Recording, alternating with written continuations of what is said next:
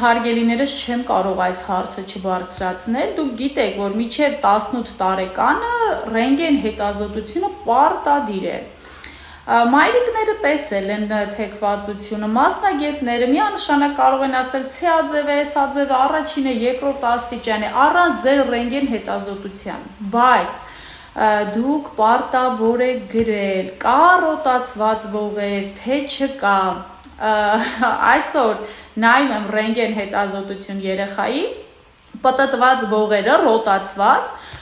սա չգիտեմ, նույնիսկ ցավալի է, որ այսպիսի դեպքեր ունենք,